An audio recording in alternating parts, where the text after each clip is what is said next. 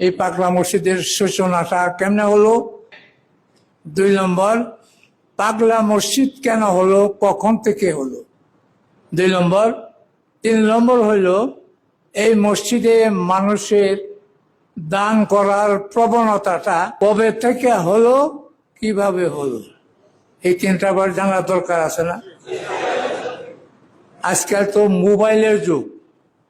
ফেসবুকের মধ্যে পাগলা মসজিদ সম্পর্কে নানান কথা আসে, হ্যাঁ, ভুয়া কথাবার্তা। এমনও কথা আছে যে নদী দিয়া এক বুজুক জায়নামাজ বিছায়া পানি দেয়ছে, তো ভুয়া কথা। হ্যাঁ, এমনও কথা যে শহীদ পাগলা চিনেন? শহীদ পাগলার মাধ্যমে এই মসজিদ হয়েছে, এই জন্য পাগলা মসজিদ। 1 নম্বর 100% না, 500% মিথ্যা। হ্যাঁ, গুরুদয়াল কলেজের প্রফেসর জিয়াউদ্দিন সাহ আজ থেকে 50 বছর আগে উনি একটা লেখা দিছিলেন। উনি বলছিলেন যে 250 বছর আগে এই পাগলা মসজিদের সূচনা হয়। 50 বছর, এখন আরো 50 তাহলে 300 বছর আগে হইল পাগলা মসজিদের সূচনা। 300 বছর আগে এটার সূচনাটা কেমনে হলো এটা আমি বলতেছি। এটা একটা ছোট্ট একটা টিলার মতো ছিল। হৈবতনগরের জমিদার বাড়ি, তাদের প্রপার্টি ছিল। কথাটা লক্ষ্য করেন, বাস্তব কথা এগুলি। আল্লাহ বোধহয় কথাগুলি বলার লাগেনি, আমারে এখনো বাসায় রাখছে, কবে যেন চলে যায় জানি না।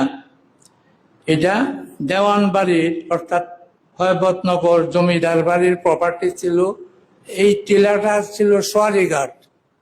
তারা এখানে আইসা নৌকায় উঠে বিভিন্ন জায়গায় সায়ের করত। হ্যাঁ, আগে তো এমন ছিল না, খরস্রোতা নদী ছিল, চতুর্দিকেই পানি স্রোত। আমি নিজে দেখেছি ভাটি, এই মিঠা বন, ইটনা বন, আরো যত বন আছে ভাটি এলাকায়, সেখান থেকে ডাইরেক্ট নৌকা নিয়ে মহিলারা আসছে পাগলা মসজিদে। পাগলা মসজিদে মহিলারা নৌকা দিয়ে আসছে, নৌকা দিয়ে গেছে। এখন তো পানি নাই। সে যাই হোক, এই টিলার উপর আমাদের অফিসে কিছু কাগজপত্র ছিল, এখনো আছে কিনা জানি না। এই কাগজপত্রে বোঝা যায় যে এই টিলার উপরে একটা মসজিদ হলো। তারা জমিদার ফ্যামিলির, তারা 2 জন মহিলা একটা ছোট্ট মসজিদ দিল। কেন দিল? এটারও একটা কথা আছে। হৈবতনগর এখান থেকে খুব বেশি দূরে না, তখন তো এত মানুষের সমাগম ছিল না। সেখান থেকে আজান শুনতো ওই টিলার উপরে, তারা আসতো, আয়া কোনো মানুষ পাইতো না। হ্যাঁ, তারা কি করলো, এখানে যে আজান হয় মানুষ নাই, এই জায়গাটা আমাদের, আমরা এখানে একটা ছোট্ট মসজিদ আমরা দেয়া দিই। এই দেওয়ান বাড়ির তারা এখানে একটা মসজিদ দিল। তখন তো এত কিছু ছিল না, এই কোণার মধ্যে ছোট্ট একটা মসজিদ ছিল, দেওয়ান বাড়ির তারা দিছে। এরপরে মসজিদ আলহামদুলিল্লাহ তো হইল তখন প্রায় 300 বছর আগে। যারা দিছে কাগজের পত্রতে নাম আসে দেওয়ান আয়শাদাত খান, আর একটা নাম আছে দেওয়ান জিলকদর খান। তাদের প্রপার্টি ছিল সুলাইখা মাঠ, তাদেরই প্রপার্টি ছিল। এই দেওয়ান আয়শাদাত খান, জিলকদর খান জমিদার ফ্যামিলি, দিনদার ফ্যামিলি, আল্লাহওয়ালা ফ্যামিলি ছিল। হ্যাঁ, সেখানে মৌলানা আতহার আলী রহমতুল্লাহ আলাই ছিলেন প্রথম। এই তারা চিন্তা করিয়া এই টিলার মাঝে ছোট্ট একটা মসজিদ দিল। এখন পাগলা মসজিদ কেন হলো, পাগলা কেমনে হলো? এই দেওয়ান আয়শাদাত খান, দেওয়ান জিলকদর খান, এই 2 মহিলা তাদেরকে সাধারণ মানুষ পাগলা বিবি ডাকতো। কেন ডাকতো? এরা আচার আচরণ আল্লাহওয়ালা ছিল। হ্যাঁ, এই কারণে সাধারণ মানুষ তো পাগলা বিবি, দেওয়ান আয়শাদাত খান, দেওয়ান জিলকদর খান, তারা পাগলা বিবি বলতো। তারাই এই মসজিদ দিছে। বেশ কিছুদিন পর্যন্ত পাগলা বিবির মসজিদ বলে এটা প্রচলিত ছিল। আর কত পাগলা বিবির বলবে, শেষ পর্যন্ত বিবির আউট হয়ে গেছে গা, শুধু পাগলা মসজিদ। কথাটা বুঝছেন? পাগলা মসজিদটা কেমনে হলো? এই দুই মহিলা পাগলা বিবি বলতো, পাগলা বিবির মসজিদ, আর পাগলা বিবির আর কয় না, পাগলা মসজিদ এই চললো। হ্যাঁ, এটা স্বাভাবিক। আমি তো 46 বছর যাবৎ আছি। আমার বন্ধু বান্ধব নাই, সবাই চলে গেছে, 1-2 জন আছে। আমারে পাগলা ইমাম বলতো। আমার ছাত্ররা পাগলা হুজুর বলতো। আসলে পাগলা মসজিদের ইমাম, পাগলা মসজিদের হুজুরের এটা দাও ছাত্ররা। কিন্তু এত লম্বা কথা আর থাকলো না, সিধা পাগলা হুজুর, পাগলা ইমাম। আমিও মাইনা নেছি। আল্লাহ যদি আমার সত্যিকার পাগলে মাফ করে দেয়, আমার যদি সেই মাফের তাল্লায় ফালায় দেয়, কোনো আপত্তি নাই। এই পাগলা বিবির মসজিদ এইভাবেই পাগলা হলো। পাগলা মসজিদের ইমাম সিধা পাগলা ইমাম, যেমন আমারে কয়। হজের সময় একবার, অনেক আগে, প্রায় 20 বছর আগে হবে, হজে যারা নিল, জুনায়েদ আমার ছাত্র, সে হাজিদেরকে 4-5টা গাড়ি করছে, জিয়ারা করাবে, জিয়ারত। বিভিন্ন জনের বলতেছে আপনি অমুক গাড়িতে যান, কারো বলতেছে আপনারা পাগলা হুজুরের গাড়িতে যান, সেখানে যায় বসে। আমি তারে ডাক দিলাম, এই জুনায়েদ, জি হুজুর, তুমি মক্কায় আমাদের পাগলা হুজুর কও। হুজুর, পাগলা মসজিদের ইমাম সাহেবের গাড়িতে যায় বসেন, কত নাম বা আয়াত বলার সুযোগ নাই, এই জন্য পাগলা হুজুরের গাড়িতে বল। হ্যাঁ, আচ্ছা ঠিক আছে, বলো তোমার সহজ যেভাবে। সে যাই হোক, পাগলা মসজিদের সূচনাটা বলছেন, বুঝছেন তো? 300 বছরের আগে। আর পাগলা মসজিদ কেন হলো? যারা দিছে পাগলা বিবি আয়শাদাত খান, দেওয়ান জিলকদর খান, পাগলা বিবি বলতো। এই পাগলা বিবির মসজিদ আর বিবির আর নাই, এখন সিধা পাগলা মসজিদ। এখন 2টা পয়েন্টে আলোচনা হয়ে গেল। আর একটা কথা, যে মানুষের দান করার যে প্রবণতাটা, এটা কেমনে হল? আগে তো এত মানুষ আসতো না। আমি তো 1979 সালে আসছি। পরে 30-35 জন 40 জন মানুষ নিয়ে জুম্মার নামাজ পড়ছি। এই কোনার মধ্যে একটা মসজিদ ছিল, আর এই সমস্ত জায়গা ডুবা জায়গা ছিল, ক্ষেত ছিল 3-4 ফুট নিচে। সেই জায়গায় নামাজ পড়ছি আমি। 40-50 জনের ঊর্ধ্বে মানুষ জুম্মার নামাজ পড়ছি। কখন তো বোধ 100 মানুষ হয় নাকি পাগলা মসজিদ জুম্মার মধ্যে? হ্যাঁ, 20,000।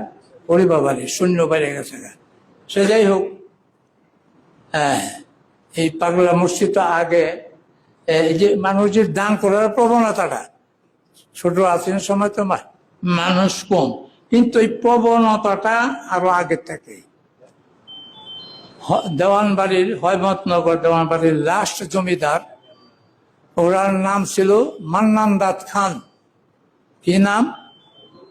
মান্নান দাত খান, হয়মতনগরের লাস্ট জমিদার।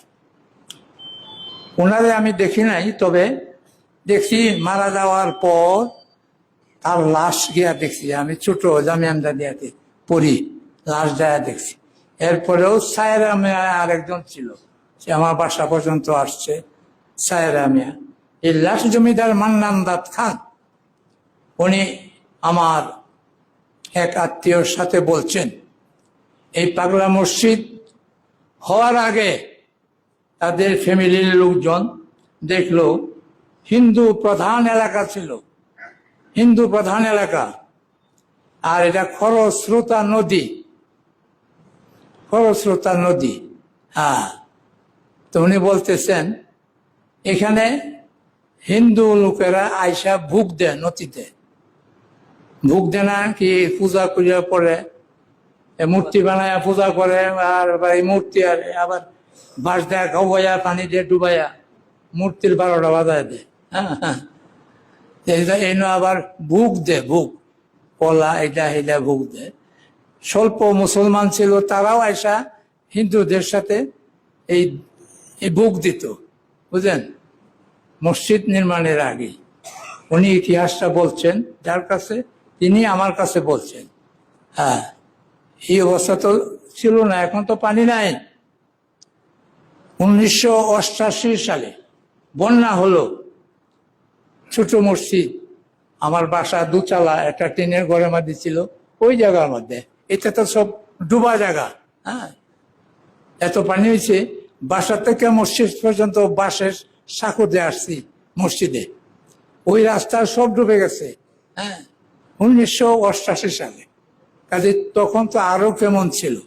হ্যাঁ, মৌলানা দাদ খান বলছেন এখানে মুসলমান যারা আছে, স্বল্প মুসলমান, তারা হিন্দুদের সাথে আইসা ভোগ দেয়, হিন্দুরা যা দেয় এগুলি দেয়। হ্যাঁ, তো মুসলমানরা যে দিবে কোন মসজিদ ভিত্তিক দিবে, হিন্দুদের সাথে কেন দিবে? এই যে দেওয়ার প্রবণতাটা কিন্তু তখন থেকেই মসজিদ। মান্নান দাদ খান বলছেন যে এটা মসজিদ হওয়ার আগে এই গোটা কিছু মুসলমান যারা ছিল হিন্দুদের সাথে হিন্দুদের প্রথা অনুযায়ী ভোগ দিত। এখন ওনারা চিন্তা করলো মুসলমানরা কিছু দিতে হলে মসজিদ ভিত্তিক দিবে, তাই তারা এখানে একটা কি করছে, তাদের টিলার উপর, যেহেতু এটা তাদের প্রপার্টি, ছোট্ট মসজিদ দিল। এই মুসলমানরা এই মসজিদে দেয়। এই যে দেওয়ার একটা প্রবণতা শুরু হলো, এটা এখনো আছে, এখনো আছে, আমি দেখেছি এখনো আছে মানুষদের, কারো ফলে আর কারো না ফলে। এরকম তো হয় নাই যে কেউ আসে তারই সবকিছু মঞ্জুর হয়ে গেল। হ্যাঁ, প্রবণতা, এই যে মসজিদে দেওয়ার যে একটা প্রবণতা, এটা তখন থেকেই ছিল, ক্রমে ক্রমে বাড়তে বাড়তে এখন তো হাজার হাজার না, লক্ষ লক্ষ না, কোটি কোটি টাকা এই মসজিদে আসে, তাই না? কাজেই এই মসজিদে সম্পর্কে 3টা কথা, বাস্তব কথা বললাম। সূচনা, পাগলা মসজিদ কেন, এবং পাগলা মসজিদে দেওয়ার প্রবণতাটা তখন থেকেই এটা আরম্ভ হয়েছে, এখনো ক্রমে ক্রমে বাড়ছে। বিশেষভাবে যখন করোনা আসলো, করোনার পরে মিডিয়া সাংবাদিকরা এটা আরো এই প্রচার করে করে এটা আরো বাড়াইছে। এখন মানুষ পাগলা মসজিদের দিকে আসে। নতুবা হাদিসের ভাষা অনুযায়ী মক্কার কাবা শরীফের যে হারাম শরীফ বলে, মদিনার হারাম শরীফ, বাইতুল মুকাদ্দাস, মসজিদে আকসা, ফিলিস্তিনের এই মসজিদে আকসা অনেক শতাধিক নবীর এলাকা ছিল সেই মসজিদে আকসা। আর মদিনার 2টা মসজিদ, মসজিদে কুবা এবং মসজিদে কিবলাতাইন, হাদিসে আছে যে মসজিদের 2 রাকাত নামাজ পড়লে উমরার সওয়াব হয়। এই কয়টা মসজিদ ছাড়া মক্কা আরো মসজিদ আছে না, মদিনা শতাধিক মসজিদ আছে। আকাশচুম্বী মসজিদ হোক আর টিনের ঘর, সোনের ঘরের মসজিদ হোক, মর্যাদা একই। এটা হইল বাস্তব কথা।